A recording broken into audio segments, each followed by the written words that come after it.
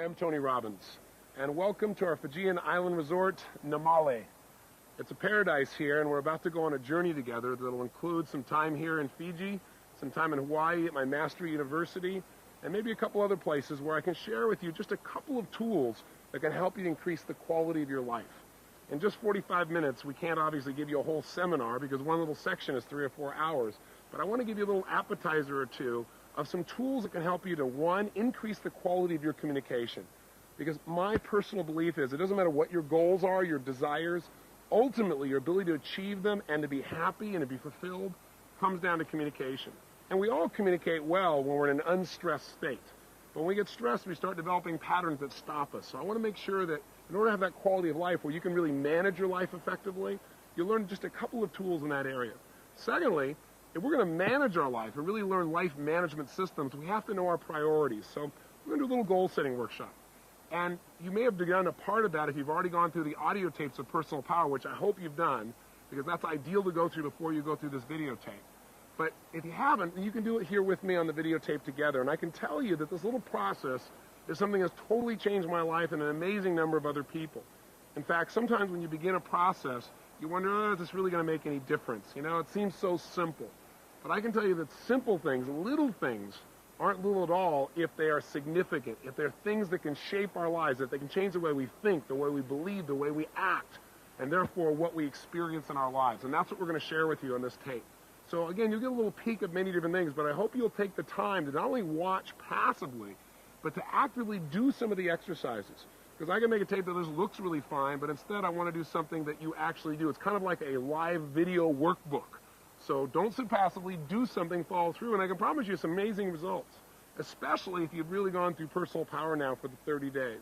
I can give you an idea. In the last week, I get to hear stories every day from people that have used Personal Power and made huge changes, or used portions of it even. In the last week, I had the privilege of visiting with a man who I met about a year ago, right after the President's State of the Union address. I kind of stayed in the background till a little after midnight, and I decided to walk up the steps of the Capitol and stand there where the President is inaugurated and just see what it felt like up there for the person who was really making a difference in our country. And in the middle of the night, I see this man running up these stairs saying, "Are you Anthony Robbins?" And I said, "Yes." And he reached up and he grabbed my hand and he shook it. And he said, "My name is Bobby Rush." He said, "You know something? I'm a congressman today because of you." I said, "You're kidding." And he said, "No." And he shared with me how he went through Personal Power and he changed some of his most limiting beliefs. And he said at the time, he said he knew it was valuable, but he had no idea the cumulative effect that it was going to happen for him, that he started developing a new momentum. He set some brand new goals. He made some tough decisions. He broke through what would stop him, and now he's doing something that he really loves. And by the way, he said, by the way, I was an ex-Black Panther. Talk about a little change. Simultaneously this last week, I had the privilege of spending some time that reminded me of my goal-setting workshop. This workshop you're going through, I did for myself for the first time years ago in Russia, back in 1982. And a couple days ago, I got a chance to see how the world has changed by visiting with the president of the past Soviet Union, Mr. Gorbachev, and flying with him on my private plane for 4 hours. Talk about chills, thinking about what can happen by using these tools. And we started talking about what changed the world. And the interesting thing that he shared with me is he said the breakthrough, what took us from a place where we had 70,000 nuclear missiles pointing at each other, where people are constantly worrying if we're going to die or not, someone's going to push a button, people are practicing duck and cover. What wiped that out, what ended the Cold War, was two people communicating. He said what broke it all down is I knew Americans were beasts and you knew we were horrible. He said, but Ronald Reagan and I developed a relationship. And I tried to dig. I said, when did it happen? He said, well, at our first meeting in Geneva. And I said, well, what really did that? What was the first trigger of trust? He said, well, you know, we were both on our side of the fence, you know, arguing for our side. And at one point, he said, Ronald Reagan reached out to me and he said, listen, this is not working. Let me start fresh. My name is Ron. And he said, he reached out to shake my hand and say, may I call you Mikhail? And when he told me the story, of this huge grin on his face. And I began to listen for 4 hours to all the tools that basically you're going to learn on this tape about quality communication and how it changes our lives, our businesses, our relationships, and literally how it changes the world. I'll give you one final example. Now, all I'm trying to do is not to impress you, but to impress upon you that if you'll follow through and do this, some miracles can happen. And I'm giving you some famous names because hopefully they'll grab your attention and you'll think this is real. I tell you about John Smith, you might not listen. But I'll give you one more. Michael Crichton, the writer. I was speaking with him earlier this week as well, and he said, I want to tell you, one late night I was frustrated. People have been calling me saying, how's it going? Which he said really means, where's our work? Where's the screenplay? And he said, I just didn't have any momentum. And he said, I watched this show and I thought, what the heck, I'll try this. And he got the personal power tapes, he said, and he listened. He said, I did the whole thing all the way through. And he said, I knew that was important. I got this brand new momentum and this new passion, this new energy. And he said, as a result of that, he said, I started writing again. And everybody said my idea was stupid, that it had been done before, it was a waste of time. He said, but I got the thing done. And in the goal-setting workshop you're about to do in a few minutes, he said, I designed what I was going to get out of that, even how much money I'd earn off this particular screenplay. And he said, I wrote down a number that was so unrealistic. It was a number that I'd never gotten before. And he said, you know what? I sold it for exactly the amount I said that I wanted. He said, so I really owe you some thanks. I said, well, what screenplay was it? What book was it? He said, Jurassic Park, the best-selling movie of all time. He said, I guess I owe you a little thanks. I said, well, thanks, Michael. The point is, this process you're going to do is simple. I'm not going to try and pump you up. I'm going to try and give you little pieces, but it's up to you to follow through. So will you do that? Please do. Don't sit passively. Take some major action. And again, know that we're just going to give you pieces of things. At the end, we'll wrap up together. Make sure, though, that you follow through on the 30-day tapes, because this is your bonus. Those tapes are the basis of this change. And I hope as a result of these changes, you'll want to take yourself to a brand new level. So let's begin. Let's go to our first venue, and let's find out what are some of the tools that can truly change our lives. Okay, good morning. Wow, good morning.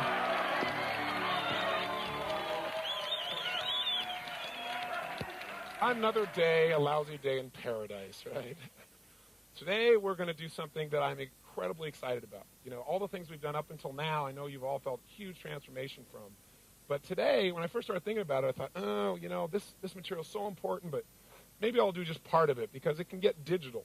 And also, we have joining us by videotape a brand new set of people who will join the 25 million people that have already been exposed to personal power.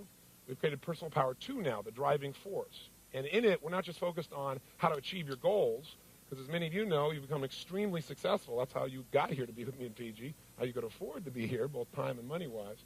But you've also learned by your own experience that that's not enough. You got to be fulfilled.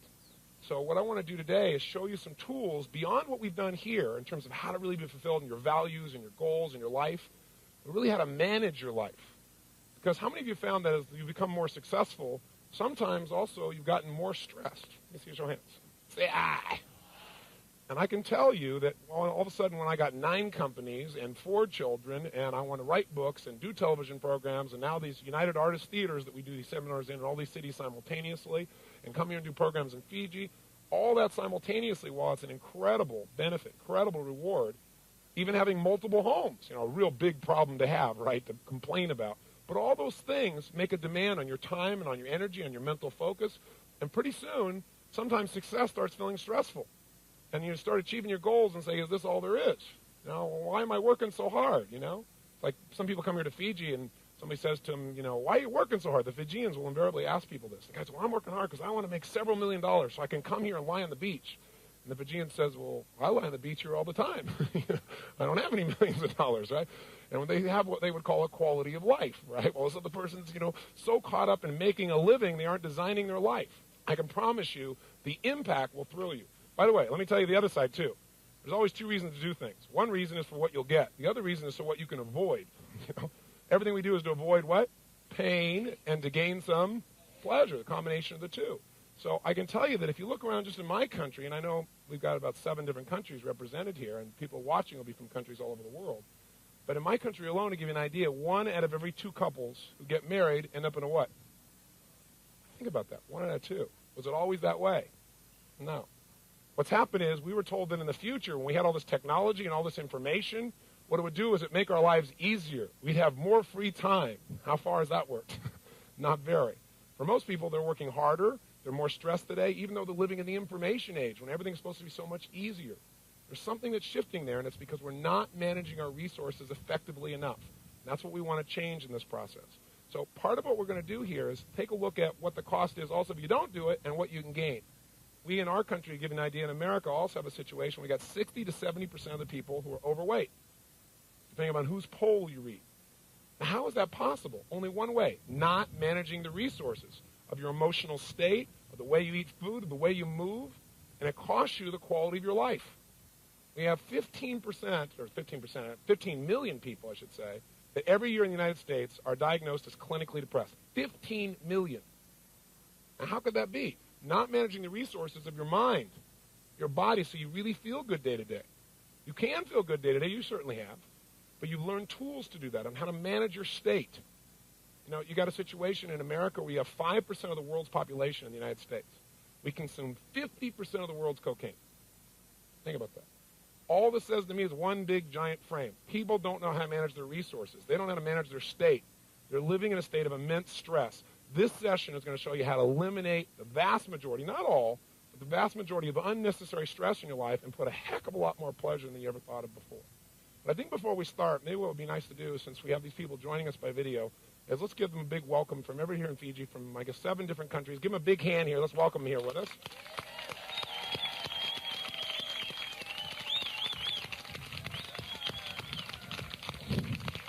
Oh, give them a big welcome. Crank them up here.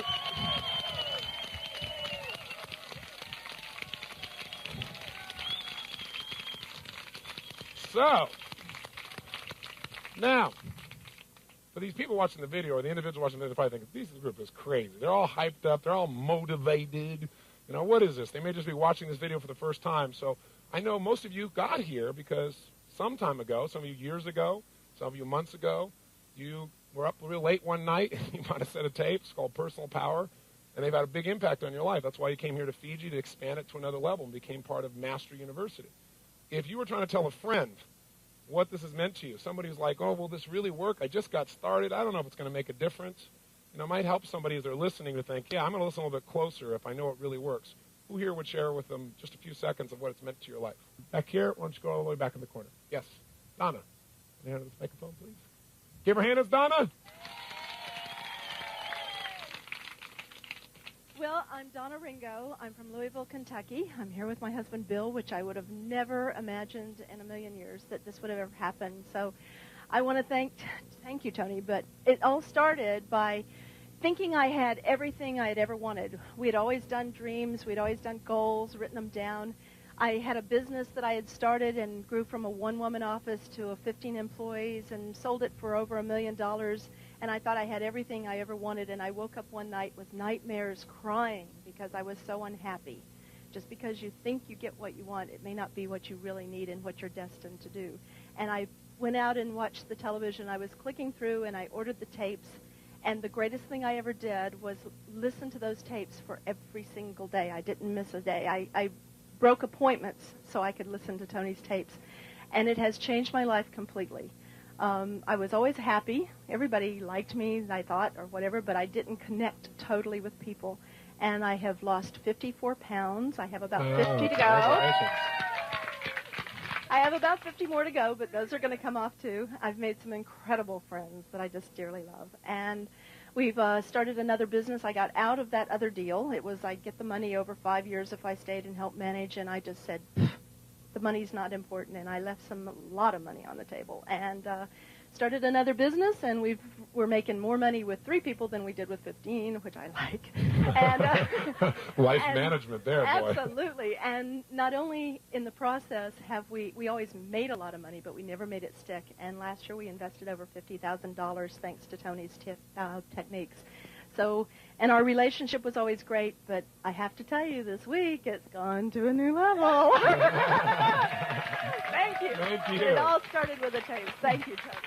I noticed Bill took a bow when you said that. You know, it's easy sometimes, you know, when you're around something so much, take a little bit of it for granted, especially yourself, and how much progress you've made.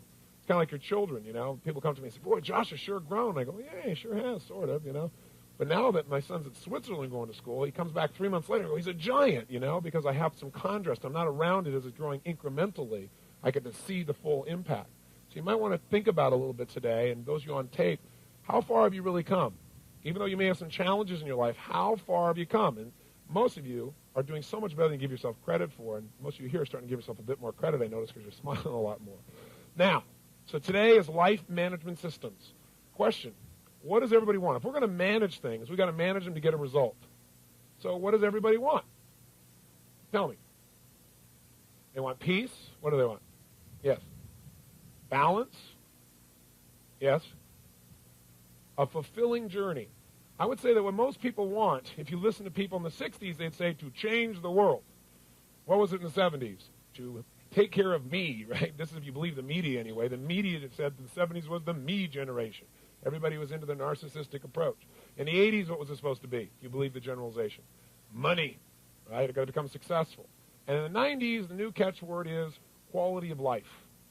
But no one seems to be able to define it. Quality of life. Well, I have more free time. Well, how many of you in this room, and I'm sure you must know people, if not yourself, have had free time and not been happy? Anybody had that experience?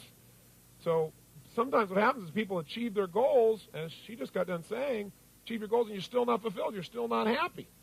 So if that happens, you don't have a quality of life.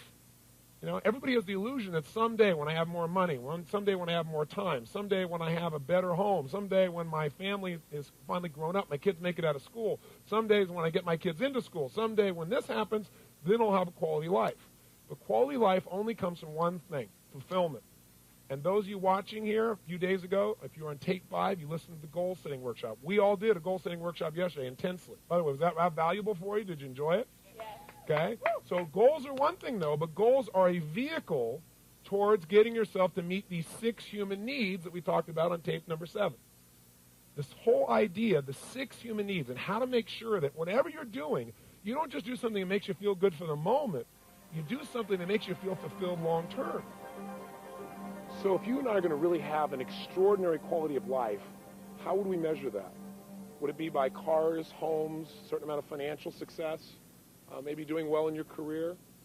I have to tell you, I've had the privilege now of being with people from 43 nations of the world. And throughout that time, I've worked with the most, quote, successful people in the world and those that are most challenged. And what I find is the common denominator of success or failure ultimately is fulfillment. There are a lot of people out there that have everything on their side, and they're frustrated. And there are a lot of people that have every challenge you can imagine. They're excited about the passion of their life, trying to figure out how to make it work. I think ultimately a quality life is a life where you experience the emotions that you want on a regular basis. You know, I had the privilege of meeting Sir John Templeton and talking with him and interviewing him. And this is a gentleman who's made an amazing difference in the world. He's also been very successful in business. He's a billionaire, probably one of the most successful investors for the last 50 years around the world. And when you ask Sir John, what does it take to be, quote, wealthy? John turned to me and said, Tony, it takes one thing, gratitude. I said, that's interesting. He said, yeah, because it doesn't matter how much money you have in your life or anything else. If you're not grateful, you're not rich. I think that's really true way beyond the money, right? It's about all the areas of our life. So ultimately, what I really hope that Personal Power will do for you by your taking advantage of these tools is show you how to live in a place where you feel the joy, the excitement, the passion, the love, the connection, all the emotions that you really want in life, and spend a lot less time in that frustration or that overwhelm or resentment or anger or anything else that used to dominate maybe your life or people that you care about. Because think about it. If we don't manage the ultimate resource of our emotion, where does our life go? We can be brilliant. We can have great ideas, great desires, but we're not going to follow through. We're not going to go start a new business unless we can generate the emotion that gives us drive. We're certainly not going to be in a position where we stay close to the people around us. Have you ever, for example, been in a frustrated state of mind and then snapped at one of your children and had nothing to do with them whatsoever? Felt bad about it maybe afterwards? Or maybe you've been in a place where you misinterpreted someone's intent. You thought they had some secondary approach or gain of doing something with you, and they just really cared. But you're in such an angry state, you kind of filtered it wrong. I don't know if you've ever done that, but I've been guilty of both those things in the past. And I don't want to be guilty of it in the future. And there's a way to create change. Now, I'm assuming, first of all, that you already know 2 of those ways because you've already done those personal power tapes, right? You're not supposed to be watching this video unless you first do those tapes. But just in case you didn't, I'll give you a little review. 2 skills that immediately change the quality of our life by changing our emotions. And by the way, out of our emotions come all of our behaviors. If you're on a roll, if you're in a peak state, if you're feeling passionate, you will follow through. On the other hand, if you're feeling passive and quiet and tired, you're not going to follow through. So the ability to change your state in a moment is the secret to not only peak performance, but a quality life. So how do we do that when we're constantly in a world where we're being interrupted? Like, you may hear some airplanes here. You might have to bear in mind with me. We have to both manage our states here. But the way you do it is 2 ways. And by the way, I'll show you these 2 ways real quick, remind you. And then what we're going to do is I'm going to take you to Hawaii, and I'm going to have you sit in on one of my seminars, and I'm going to teach you a skill. that'll show you how to immediately increase your drive to do certain things. For example, there's some things you know you need to do, but you have a hard time getting yourself to follow through. Or maybe there's some things that you want to do too much. Like you want to eat that pizza, or you want to have that chocolate, you want to do something that's kind of destructive, and you need to lower the amount of drive, lower the urge to follow through. I'm going to teach you a really valuable urge management tool that's so simple you can use it immediately. But first, let's do a quick recap, okay? Number one, whether or not we're happy or not, the way we feel determines the way we behave. So, for example, can you remember a time in your life when you're really on a roll, where things were just flowing, where it's like it was effortless, where it's just like you didn't have to think about it, just you thought afterwards, how the heck did I do that? I'm sure you have. Have you also had times in your life, though, when you couldn't remember your own home telephone number or how to spell the word the, where it felt like you could do nothing right? And what's the difference in performance? You're the same person, you have the same ability or skill, but in one situation you perform brilliantly, the other one kind of brutally. The difference in people's behavior is not their ability in most cases. It's the state that your mind and body is in at that moment in time. So how do we change our state if we're feeling frustrated or we're feeling depressed? Well, first of all, we have to learn and pay attention to what we naturally do when we're in a peak state versus what we naturally do when we're in an unhappy state. And by the way, you can use this to change performance immediately. I've done it with top athletes. Some of you saw in the infomercial Andre Agassi. Now, a whole series of athletes I've done this with where I'll help them discover when they're at their best, they just flow. They don't think about how am I going to hit that ball.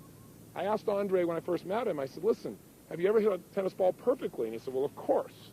I said, well, then stop trying to figure out how to change your swing, and let's get you back in that same state of mind where you naturally do this. Let's find out what the triggers were. And the first place we looked is step number one. To change your emotion, you must change the way you use what we call your physiology. That's a big word, but physiology just means the way you move, the way you breathe, the way you use your facial expression. I got some sun here. I'm squinting. It changes my state. But the way you move affects everything. So, for example, if a person's feeling depressed, do they take on a certain physiology, a certain posture, a certain breathing pattern? I mean, think about it honestly. What's the posture of somebody who's depressed? Where are their shoulders? Come on, tell me the answer. I want you to think of it yourself before I say it. Good. Shoulders are down. Where's their head? Of course, down. What's their breathing like? Full or shallow? Of course, shallow. Facial expression, is it up and tight or slack? We both know it's slack. Now, how come you knew this before I said it? Because you've practiced this stuff before, haven't you? We've all been in that place where we're depressed and we're down. Now, what's interesting is, how do we treat that? What do we do with that? Well, what most people will do is they go take a drug. Or if people are really feeling down in life, they'll go drink some alcohol or maybe smoke a cigarette. Some people do something positive like exercise, which gets you to engage your body in a strong way, which, by the way, immediately changes your state. So what we might do is just try something simple. Might try just breathing differently. Might try standing up differently. For example, try it with something simple. Right now in your chair, one of the challenges I have as you're sitting watching Fiji and some of this material we're sharing is you're not in a seminar. In a seminar, I help you keep yourself in a peak state. Because the state of mind you're in determines how much emotion you're feeling, and the emotion attached to the information is what gets you to follow through. So right now, you're kind of passive. So right now, do me a favor and do you want to? Try this. If you were feeling kind of tired and bored right now, how would you be sitting? Hopefully not how you are right now listening to me. But how would you be sitting if you're bored and tired? Just try it. Come on, it's easy. Bored and tired. What happens to your shoulders? What happens to your body? What happens to your breathing? Bored and tired. A little frustration, that bored, tired, and frustrated. Right? Get that look on your face. Kind of right now, come on, try it.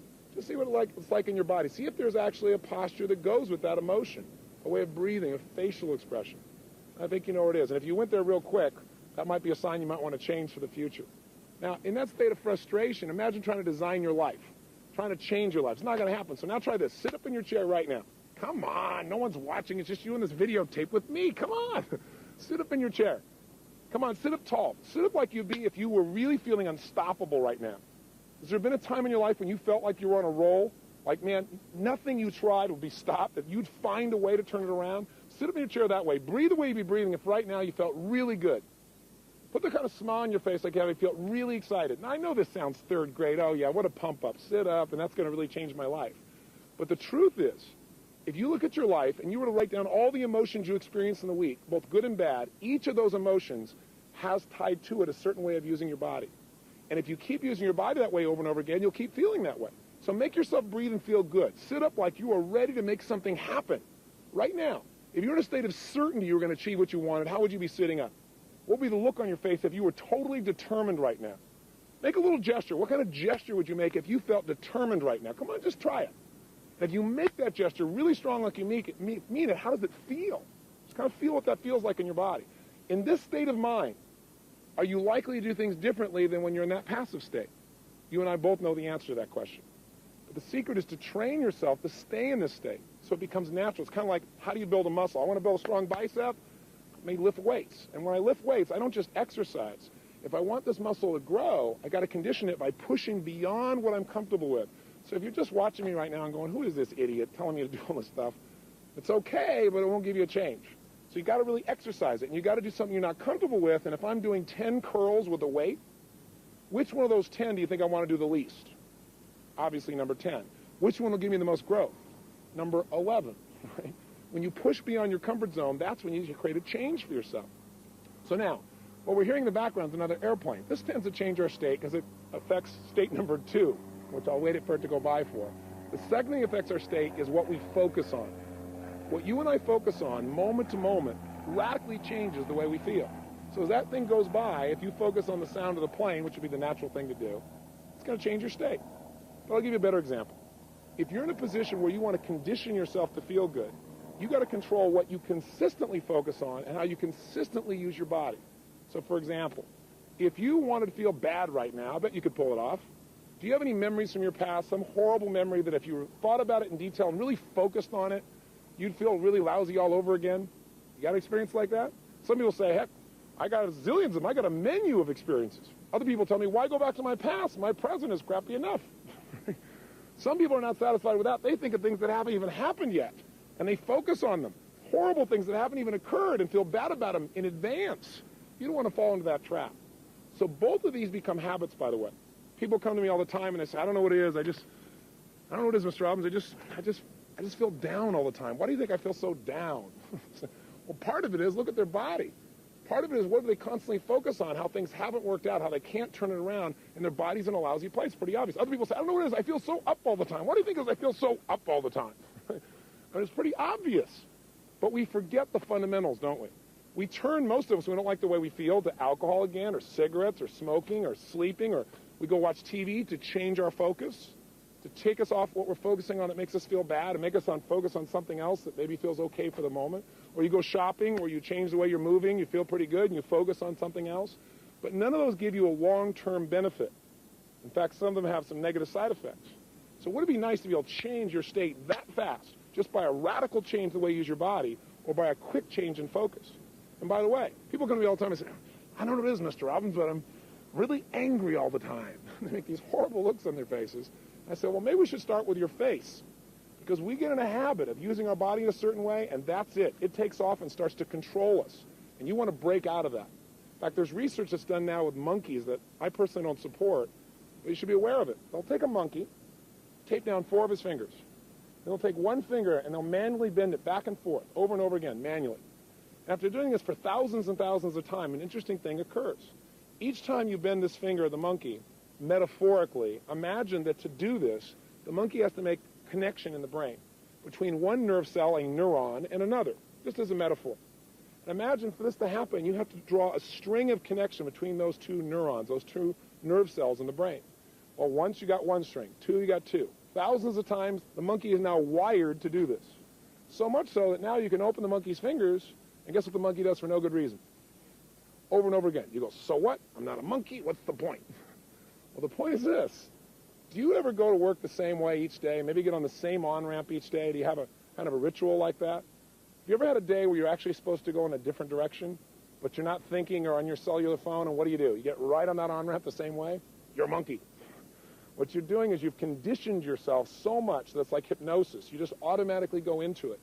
Well, can we condition ourselves to feel frustrated over and over again by going into that same physiology, that same set of movements? You bet. Can you condition yourself to feel depressed? You bet. Can you also condition yourself to feel absolutely euphoric, where that is your natural emotional pump? And I'm not talking about just being motivated. I'm talking about really, truly feeling that way day to day, where the natural feeling for you is to be strong and to be focused and to be determined and to be happy. The answer is absolutely. Now, that's one aspect, is physiology. Let's look at focus a little bit. You might say, okay, Tony, I know I've got to focus on what works. Are you saying just be a positive thinker? I don't believe in positive thinking. I don't believe in going to your garden and saying, there's no weeds, there's no weeds, there's no weeds. That's not going to, they'll take your garden. That's not going to help you. You got to be able to focus on how it really is, but not make it worse than it is. You then got to see it how you want it. And then you got to focus on how am I going to make it the way I want it. And I'll tell you how you control your focus. It's not through affirmations, I'm happy, I'm happy, I'm happy, I'm happy. I'm really happy, I really am. With that physiology, no matter what you say, you're not going to feel happy. But what it really is coming down to asking yourself better questions. You see, every moment while you're listening to me right now, every moment in your life, you're, quote, thinking. Thinking is nothing but the process of asking and answering questions. Here's the problem. Most of us ask questions unconsciously. And ask and you shall what? Receive. So if you ask lousy questions like, why does this always happen to me? Well, it may not always happen to you, but your brain is like the ultimate computer. If you ask it a question, it's got to come up with an answer. It's got to make one up. So if you say, why does this always happen to me? Your brain goes to, you're a schmuck. Or some people say things like, how come I can never lose weight? Your brain goes, because you're a pig. You ask a lousy question, what are you going to get? A lousy answer. A better question might be, how could I lose weight now and enjoy the process? Because if you say, how can I lose weight now, your brain will just go on a diet, and you go, I don't want to go through that again. But if you say, how can I lose weight now and enjoy the process, your focus goes to not only achieving, but enjoying the process. You might say, I've always wanted to ride horses. Maybe I'll take horseback riding lessons. I won't even be thinking about it and also lose weight. Do you get the idea of what I'm talking about? I'm doing it quickly because in Personal Power we've talked about these, but I want to remind you of them because the questions you ask yourself and the way you move radically changes the way you feel. The way you feel determines what you're going to do. In a frustrated state, you're not going to go out and be totally loving. In a frustrated state, you're not going to go start a business. Remember, it's not our intellect that makes us do these things. We don't marry someone because we made an intellectual list. You marry them because they ran off with your heart and you're passionate to be with this person. You love them.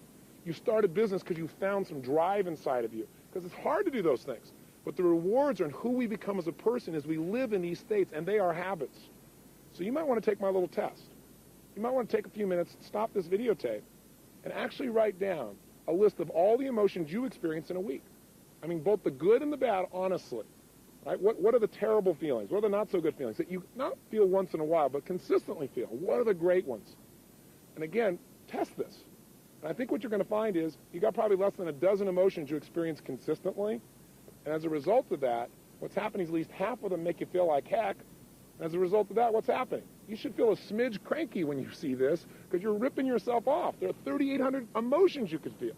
So quality life is a life of powerful, positive emotion that you're able to share with the people around you, whether it be your kids or anybody else, because you're feeling it, not because you're pumped up, not because you're trying to be positive or give something to someone else, because you really feel that way. And if you got everything else in the world, you got the money and the homes and the cars, and you got success, and everybody respects you, and you've changed the world, but you're not happy, then you got a John Belushi on your hands. A guy that tons of people love, did what he loved in his life, and he's gone because he didn't make himself feel good. He made everybody else feel good. Or an Elvis Presley. Or maybe your neighbor. Or maybe you in your past. It certainly was my past. So I really want you to take a look at this. Let me offer you one other little tool, and then I'll take you to Hawaii. It's a simple little thing. So simple. See, I'm a big believer in profound knowledge. Profound knowledge to me is something that is so powerful, but is so simple. It's something that as soon as you understand it, whether it be a strategy or an idea or a distinction, that the minute you understand it, you can immediately change the quality of your life as well as anybody else's life that you have the privilege to actually touch. So here's a simple idea. I call it incantations. We all know about self-talk. You should talk to yourself right. But you can self-talk yourself like crazy. You're great, I'm great, I'm great, I'm great, I'm great, and you still feel like heck. So that doesn't do it. We know about affirmations. I'm happy, I'm happy, I'm happy, I'm happy. The difference between an affirmation and what I want to talk to you about is something I call incantations. The literal dictionary definition of incantations is magical words spoken forth. Now, when you speak magical words, they have an impact on you. What's the magic that takes a word into something that actually changes our life? Well, repeating it over and over again is okay, but it's emotion. I mean, think about it. That's what starts wars. That's what makes you fall in love. That's what changes your life is emotion. So we have certain phrases that we say to ourselves a lot, over and over again. But when we say them and add emotion, they literally put us in a form of almost hypnosis, kind of like incantation. Think about the times of King Arthur and the spells that used to be put on people to turn them from a frog into a prince or vice versa. Well, we use these incantations all the time. People say to me things like, you ask somebody, could you go get me the salt? In their head, they're on the way in going, I don't know where the salt is. I really don't know where it is. It's right over there to the right. I don't know where it is. You keep saying, I just don't know where it is. You open the cupboard, you really look, you keep saying, I don't know, and finally say, I can't find the salt, amazingly. So a person comes in, they walk right next to you, reach right in front of your face, and they go, what is this? You go, the salt. Have you ever had an experience like this, honestly? Well, the salt was right in front of your face. Did you see it? Yes. How come you didn't perceive it? Because you'd literally given yourself, in psychology, what we call a scotoma, a blind spot. You'd hypnotize yourself into literally not seeing it. Now, we do this with our lives all the time. People say, I just can't do this. I just can't get myself to follow through. I can't get myself to follow through. I just can't. Why do you think I can't get myself to follow through? Well, it might have to do with what you say 20 times a day with all the emotional intensity you can possibly generate that's creating this challenge. You got to notice that. Or, I love chocolate. I just love it so much I can never give it up. Now, teach me how to give it up. Well, nothing's going to change you if you keep giving your brain and your body a direct command through incantations. And by the way, you can use incantations to enhance your life. What if when you were running, you were saying, I'm a lean, mean running machine? Or, every day and every way I'm getting better and better. An old affirmation from an old book from years ago that most of us know, but do you use it? See, my whole thing in life is, so much stuff that makes a difference in life is simple. We know it. But the difference in life is knowing doesn't change your life. Doing does. Lots of people know what to do, but they don't do what they know.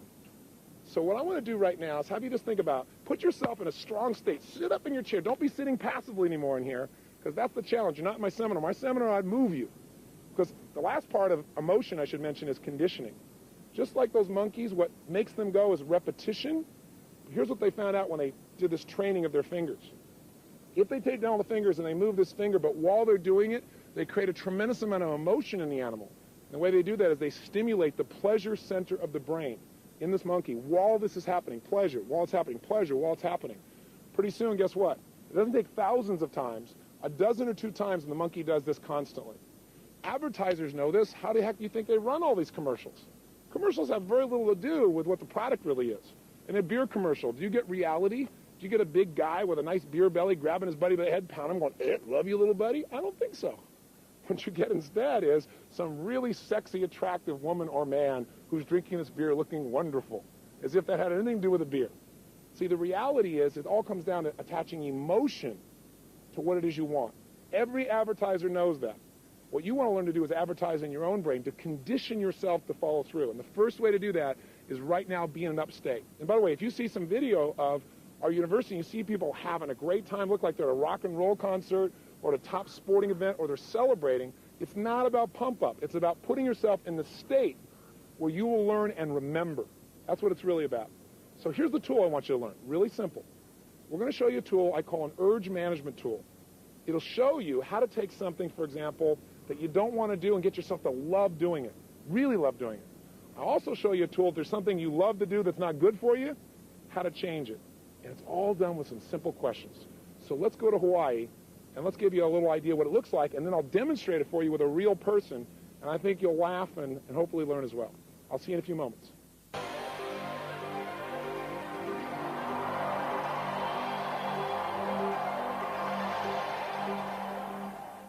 To give you one other little tool, and it's a tool that is so simple again. It's like my idea of profound knowledge is when you take something complex and you figure out how to make it so simple, anybody can do it. You can even use it immediately, it's easy, and it produces a result. Now, I'll tell you what the tool is. It's about how to change the quality of any experience you have in a matter of seconds. Any experience. Lovemaking, a business situation, a meal, exercise, anything. And the tool I'm going to talk to you about is called the quality quantifier. And what it really is about is how to increase the quality of any experience you have. I developed this tool because people have used like the personal power product, for example, around the world and made major changes in their weight. For example, how many of you use that product to lose some weight? Let me see your hands. Now, do people overeat every moment they're alive? Yes or no? They only eat when they're in overeating what? State. When you get in that state, you lose all your consciousness about what to eat, about how to eat, about how much to eat. It's gone because you're in a state of such urgency. Now, when people are trying to make their life better, they have to be able to do it by being conscious. But what happens when the urgency rises, your consciousness disappears, and all of a sudden you lose all of your faculties. So I started thinking, have I ever been in a state where I felt like I had to eat, but then something broke the pattern, and I forgot about it for a while? How many have had that experience? You thought you were starved, Something broke your pattern, you lost the urge. It's not that you can't manage your behavior, it's that you're not managing your urges. Because if the moment of the urges you took something to take control of it, you could have changed it all. So in order to do that, I was at a friend's house, and I was thinking, okay, how do I help people manage those urges? There's so many tools. I want to create something so simple anybody can do it. I thought, there's certain levels of urges. They have different levels. Some urges you feel driven. Some urges you feel like no matter what, you're going to have it right now. Like how many of you have ever broken some of your own health rules because you got in such an urge state? Okay? But other times, it's like you could have that food you think you're normally addicted to. It's sitting there in front of you and you don't even care. Have you had that experience too? And not because you were full, just because you weren't into it. So I said, well, let's quantify that. There's a quality of experience, there's a quality of our state where we follow through, where we follow through a little, where we don't follow through at all, and where literally no one can make us follow through, make us eat it. And everyone has this capability. It's all a matter of manipulating our focus, our perception, the meaning we attach to things. So I was at this friend's house, and they had some banana bread sitting on their coffee table. And I looked at the banana bread, and I asked this lady there who I know, I said, what's your level of desire for that banana bread right now on a scale from 0 to 10? She looked at it and went, maybe a 4. I said, well, what would it take to make it a 7? She said, what do you mean? I said, to make it where, right now 4, whatever that is, you've now quantified where you are. What would it take to have the desire move up to 7? Not 10, but 7. Well, you really started to really want it. She said, well, I thought about it being hot. I said, what about 8? She said, I thought it was hot, and it just come out of like the oven. And I thought about it smells, and I could actually feel the chewiness in my mouth. You could see her start to go into state. Her eyes got like this. Start doing the banana. She's looking at the banana bread like this. Like she's going to swoop in for it now, right? I said, what would it take it to 10? She goes, if you put chocolate on it. I said, okay, whoa, hold back now. I said, what would it take for you to get it to 2? She said, to realize it's just cold and been sitting there for a while. And you could see her just drop down to it. So it's like a scale, right? I said, okay, what would it take for you to get to -2? And she said, I couldn't do that. I mean, I like it. I said, I know you can't, but if you could do it. Whenever people say they can't do something, say, I know you can't, but if you could, they'll give you the answer. If you're persistent. She goes, I guess if I looked at the grease on the napkin it's sitting on. And I thought about that going in and, then I wouldn't want it at all. You could just see her whole state change. I said, what would it take to make it -5? She said, if I saw all that grease like crumpled together, like coming out my pores, like acne or something. Ugh. I said, what would it take for it to be -10? She goes, oh my God, if I thought it was going to make me sick. She goes, if I thought it would make me sick, I'd throw up. Or, oh my God, I never do it. I said, what would that be? And she started getting this really state. I said, you want it? She goes, no, I don't want it. I said, well, come back here for a second. Imagine it being hot and moist and chewy. And she went, oh yeah. I imagine chocolate on it. So no, come back over here. It's really cold. See, it's cold. See that? And literally, I could just move her up and down the scale of urgency. So I'm watching this and I'm saying, wow, this is amazing. Being able to shift back and forth. And by the way, people usually, to get to -10, also have fear of loss. It's that they be sick, or they lose their freedom, or it would do something to them that's horrible, some form of pain. Pain, the loss of pain, the fear of loss, that pain, seems to push people through the low roof for urgency. Like when you say, oh my God, I haven't eaten in 12 hours. That'll move you up there real fast. I'm starved. At the same time, you think something's going to make you sick, you'll avoid it at all costs. It becomes that other level. So I started saying we all have the resources inside to change where we are on the scale from one place to the other. But then I started using this thing, thinking, wow, I could do this beyond food. Most people in life have experiences where they go out and do something and see how it turns out. How silly. How stupid. So I was here in Hawaii for a program a couple years ago, and a good buddy of mine, we run together. We went out on a run, and it was a really hot day, and we were on the Big Island that year. And the place we ran was like where all the volcanoes have just desolate, made it desolate. There's no trees, there's nothing. And it was really, really hot, and there was no wind. So we went on this run, and we were just pushing it pretty good. We came back at the end of the run, and I said, let me ask you a question. I said, how would you rate that run we just did on a scale from -10, worst thing of our whole lives, to +10, the best run ever? He said, I'd say it's like a 6 or a 7. I said, that's exactly where I rated my head, too. I said, let me ask you a question. if you and I were going to go back and run again, is there anything we could have done that would have made it, if we decided it was going to be a level 8 run, could we have done that? If we decided in advance it'd be a level 8 run, could we have done it? He said, yeah. I said, what conditions would we have to create in our head or our bodies? What would you have to do to make that a level 8 run for you? He said, if we would have run like in unison as we're running, you know, because sometimes you went ahead and I went ahead, and we went back kind of back and forth, and sometimes we're going back here and there, you know, and sometimes we're teasing each other. But if we were running in unison, he said, that'd be an 8 for me. I said, wow, that's pretty cool. I've never thought of that. Yeah. I said, what would have made it a 9 for you? He said, a 9. He said, if we've been running in unison and we were running like doing a cadence or something, like saying something, was doing it in unison, he said that would be awesome. You guys had a military background. Cadence, right? And I said, well, what would have made it a 10? He said, we've been running our guts out, right? I mean, well, we couldn't even breathe. We're at the end of it. We've been in unison. We've been cranking, and we just collapsed from total intensity and exhaustion. I said, you know what? I said, I now know why you're always getting injured. Because he's always getting injured when he's exercising. Because the only way for you to have a level 10 experience is push yourself beyond what is helpful and be totally anaerobic. And he went, whoa. I said, you're totally right. So I want to have a great experience. My complex equivalent in my head of a great experience is so exhausted and I'm nothing left. I said, so I've discovered in my life there are lots of ways to have a level 10 experience. There isn't just one way. So how can we have a level 10 experience but not be burned to the ground? He said, wow. I thought for a while. He said, well, if while we were running we would have like noticed, you know, the water in the distance and noticed the different shapes of the lava, if we would have, as we're running, looked back at each other and smiled a few times while we're running in unison, if we would have brought like a piece of music for the last part of the run that we could have turned on, and we could have cranked to and felt really good to but not been exhausted, we came up with all these things that would have made a level 10 run. So what I do now in life is when I'm having an experience, I ask myself, what's the quality of experience I'm committed to having? I don't wait and hope it shows up. Does that make sense? Because if you wait and see, you get what shows up. You decide in advance, what's the outcome? And the way you do that is you give a numerical number to it to start with. You say, where am I right now about doing this run? You might wake up and go, I'm at level 4 about doing this run. What do I want this run to be? And you may not want it to be a 10, but you probably want it to be in the 8, 9, 10, 7, 8, 9, 10 range. You say, okay, I want it to be at least a level 8. Then you ask yourself, what conditions would I have to create in myself or in the environment? What would I need to do to meet more of my 6 human needs, in essence? Does that make sense? So what would I have to do? What would I have to notice? What would I have to appreciate? What would I have to do with myself? What would I have to think? What would I have to focus on in order for this to be a higher level experience for me?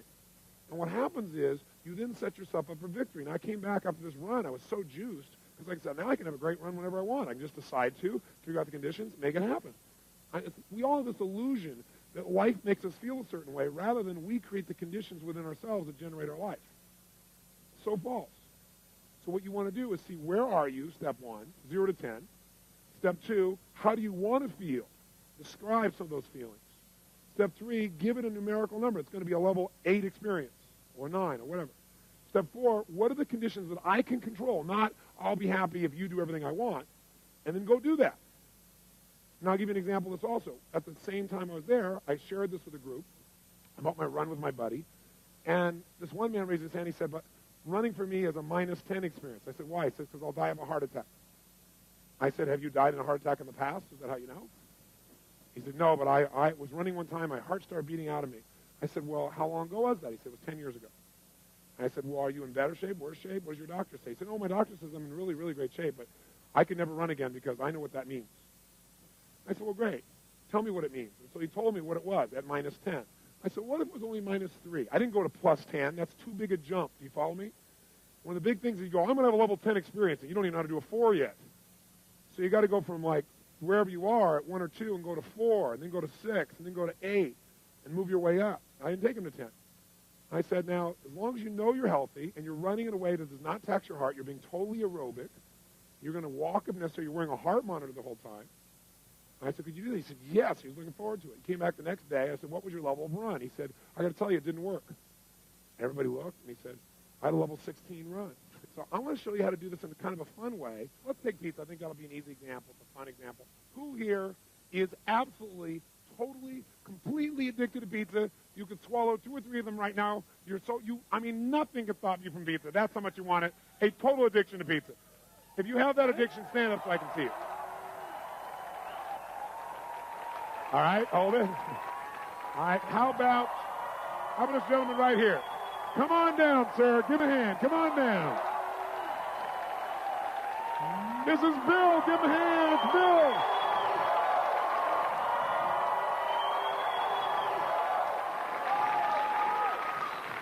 First point is you got to recognize where you are currently about the task at hand, whether it's running, whether it's pizza, anything. So you're going to assign a numeric value to your experience. You're going to say on a scale from -10 to what? +10, where are you? So we'll say to you, on a scale, Bill, from -10 to +10, where are you around eating pizza? +10. Is it just +10 or is it above +10? +12. +12. Is that about accurate? Yeah. +12. Okay? So then, most people never decide in advance the level of quality, pleasure, joy, excitement, or even pain that they're committed to experiencing to a given task in advance. So the second step is to consciously describe what feelings you want to experience while doing a particular activity. The third step is decide and quantify. You say, I'm going to give it this quality, I'm going to make it a level 10 experience, 9, whatever. The fourth step to the right here is you're going to ask yourself the question, what conditions must I create inside myself or the environment in order to experience this at a level of quality, at level whatever? Okay? What do I need to focus on, appreciate, what I need to do with the task in order to change how I feel about it? What we'll do here with Bill is we will ask him where he is, and we'll get him to move things for us and tell us what he has to do to change it on the scale. So, Bill, if you imagine this is our scale from -10 to +12. We'll have to add 2 more here for Bill. Okay, so +12. What I'm going to do is I'm going to put his pizza in front of him, and he'll describe for us a little bit what are some of the qualities that he needs. So, Bill, here is a pizza, sausage pizza. Well, first off, I don't eat sausage or pepperoni. You don't eat sausage or pepperoni? I love the cheese and the other aspects of pizza. Cheese pizza.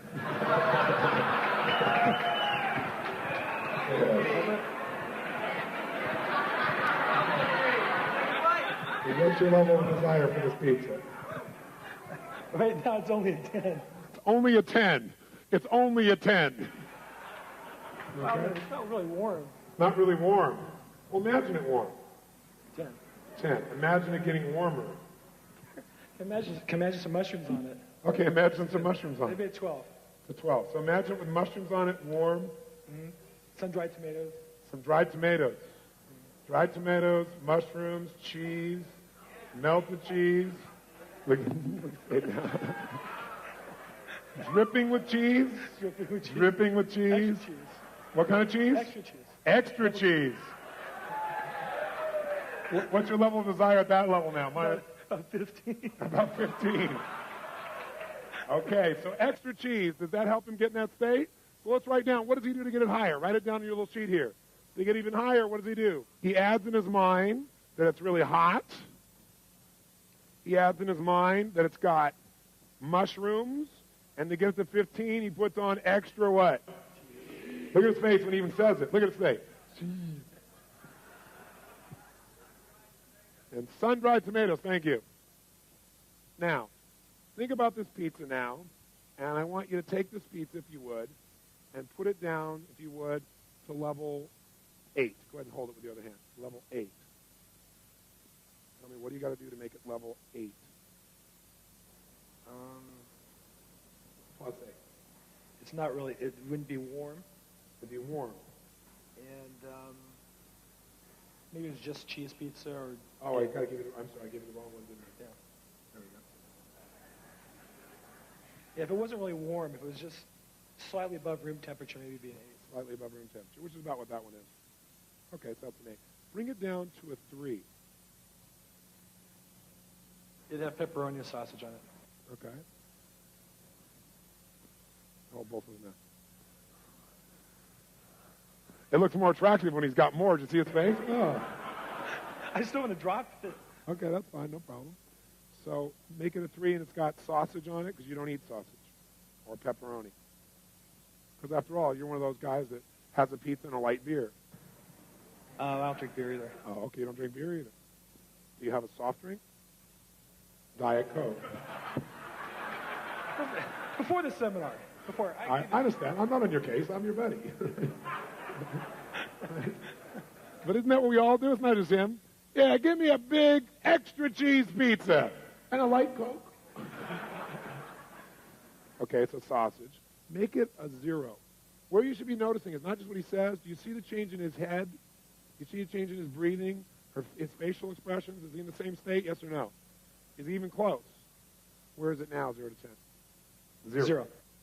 So 0 is it's been sitting out for now. Make it -3. It's pepperoni and sausage, and it's been sitting out for an hour, and the grease is kind of coming out of the meat. The grease is coming out of the meat. Can you picture that? Mm-hmm. Can you see that? Yeah. Yeah. And what if it was a cheese pizza, but it's still -3? And it had also mushrooms on it, and it also had extra cheese, but it's still -3. And it even had tomatoes, sun-dried tomatoes, but it's -3. How do you do that? It's been sitting out for a while, How long? a couple hours. How do you know when you look at it? It's kind of glazed over. I guess the sugars come out from the cheese on top. It's kind of glazed over, maybe hard. Getting hard, the sugar is glazed over on top. Anything else that makes it a -3?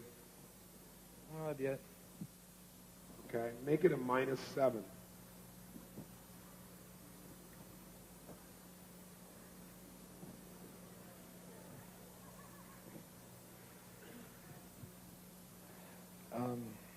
I can smell the meat kind of rotting a little bit. Smell the meat rotting. Smell the meat rotting a little bit. Where is it now? -7. It's at -7. Bring it down to -9. But it has no meat. It's -9. It has mushrooms. It has extra cheese. It has sun-dried tomatoes, and it's -9.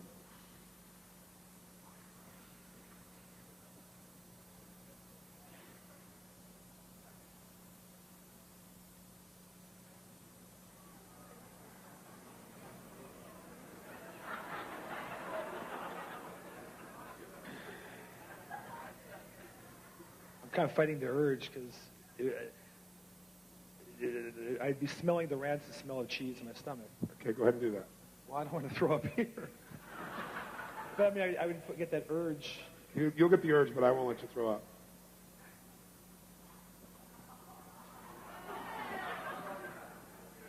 Tell us when you're at -9.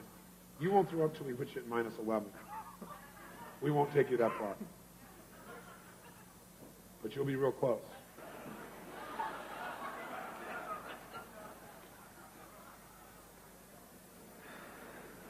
Tell us where you are now. -8. -8. Take it to -9. What are you focusing on? Take it to -9. The smell. Smell of what? Like cheese, rotting cheese. Rotting, rancid cheese. Can you see what it looks like, too? And smell it? I couldn't even look at it. Can't even look at it. Go ahead and look at it while you say that. Look at it. Think pizza. That's it. Just look at it and think pizza. Tell me when you're at -9. Imagine mushrooms, extra cheese. Mushrooms, extra cheese, pizza. That's it. Mushrooms, extra cheese, pizza. That's it. Mushrooms, extra cheese, pizza. Where are you right now? Scale from 0 to 10. Mushrooms, extra cheese, pizza. Smelling the rancid smell. Look at the pizza when you think about it also. See it and smell it. That's it. Hang on, hang on, hang on. That's it, that's it. Mushroom, extra cheese. Smell it. Smell the rancid smell. That's it. Smell the rancid smell. That's it. Smell it. Smell it. There it is. Smell the cheese. You can smell it. That's it. Smell the extra cheese. That's it. Smell it. Extra cheese. I'd like some extra rancid cheese. Where are you, 0 to 10, right? -10 right now. -9, -9, -10. Don't go to -11. Don't go to -11. Okay.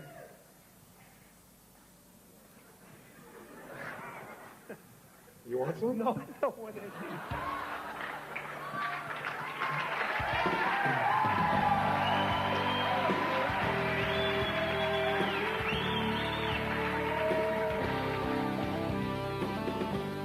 So does that look like a fun and hopefully valuable tool? I know it's deceivingly simple, so you might say, well, I don't know if that's really going to change the way I really feel, or maybe it'll change the way I feel for the moment, but it's not going to last.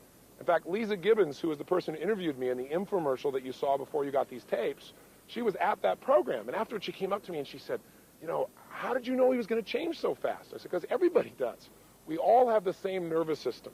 And when we use it effectively, it's like a computer. When you know the right code, you can change it rapidly. It's this hypnosis we have that change has to take forever. It has to be painful that keeps us from changing. And I said, it'll last. You watch. She said, well, we'll see.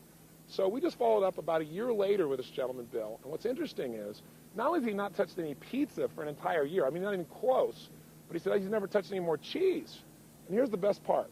Is it because he can't? No, he could go back and change it tomorrow if he wants to. I'm not about taking away people's choices. But he doesn't have an urge to. He doesn't have any desire, is what he said. I just don't want it. Wouldn't it be nice to eliminate one of your addictions through this simple process? Now, it's true if you are, like, say, loving chocolate, and you keep saying, I love chocolate, I just love it, I love it, I love it, I love it, I love it, and you give yourself this incantation, remember that? Or with all this emotional intensity, you talk about how much you love it all the time, and then you go to do this to change, highly unlikely it's going to last because you're going to be giving your brain a different message. So you have to make sure that you control your internal dialogue by creating a new incantation that supports you, and you have to make this adjustment. So I want you now to do this so you see that it really works. You can do it with food. You can do it with something that you're doing right now that's not so good, and figure out, okay, if right now my level of desire for this food is at a 9, and I don't want to eat this food or this alcohol or this whatever, how would I lower it? And don't try and go from 9 to 0. It might be too big a jump. Let's say, well, what would it take for me to only like it enough that I consider it on a 0 to 10 scale to be a 7 or a 6? And really think about it. And by the way, the state you're in when you're asking these questions makes a big difference. If you're sitting passively going, well, what would it take for me to feel like a 7? Your brain won't have the answer. You got to ask a question where you're telling your brain, I expect the answer. You got to have certainty when you ask a question that you're going to get the answer.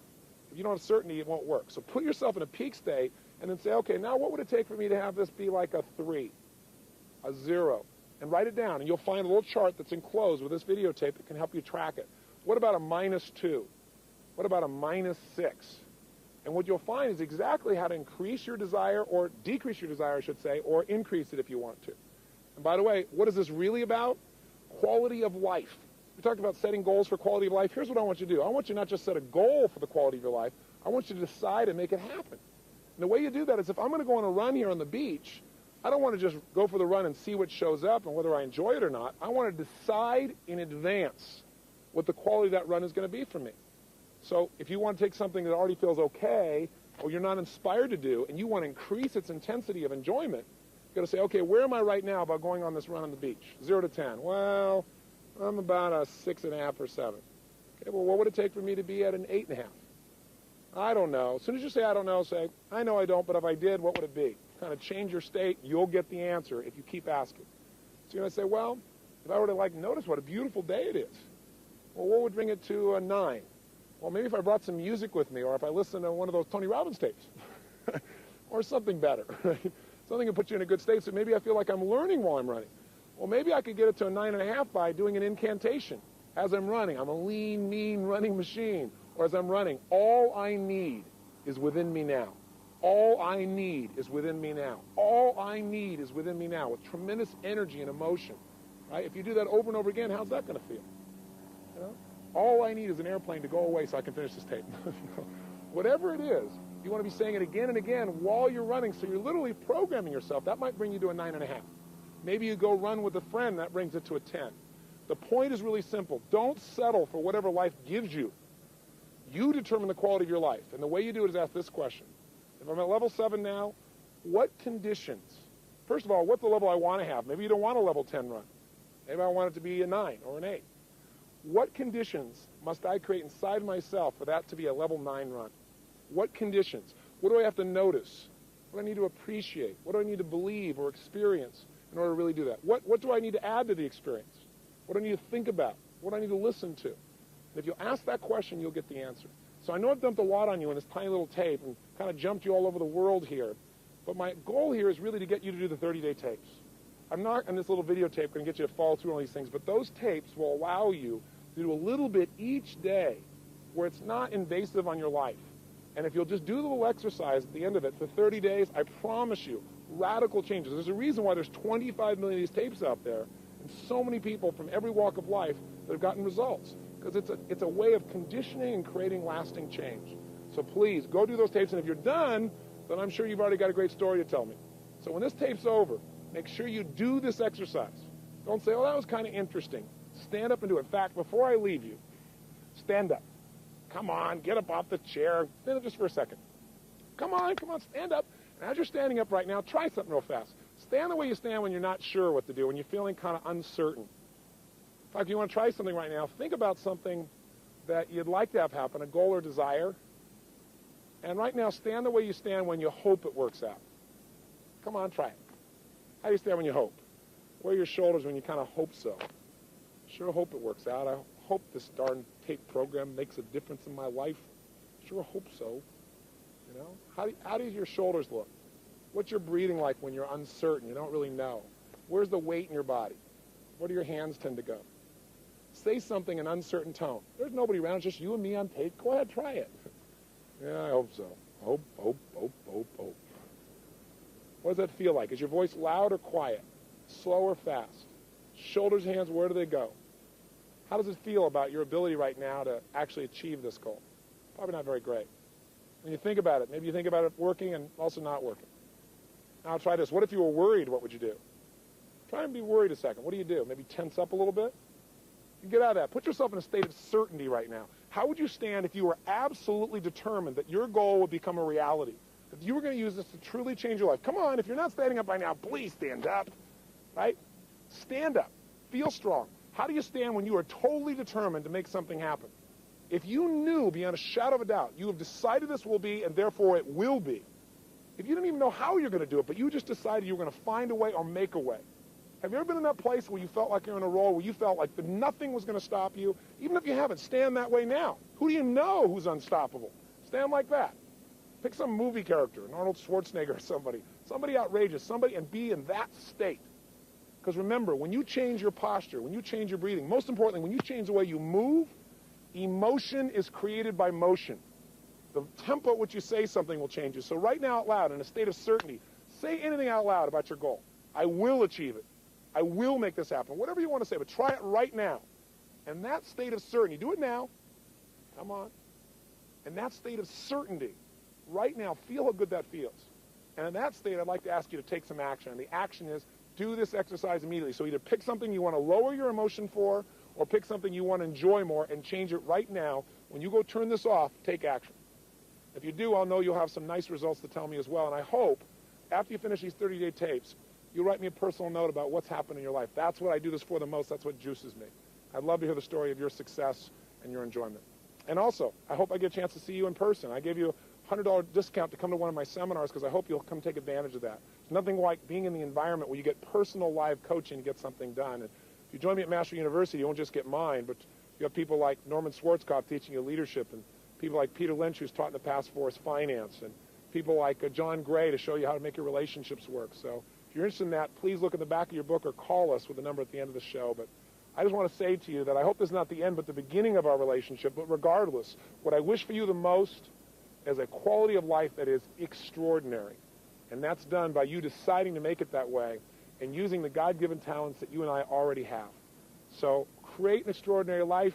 Enjoy yourself. Take care of yourself and your family. Make a difference in the world. And most importantly, live with passion. God bless. I hope to see you soon.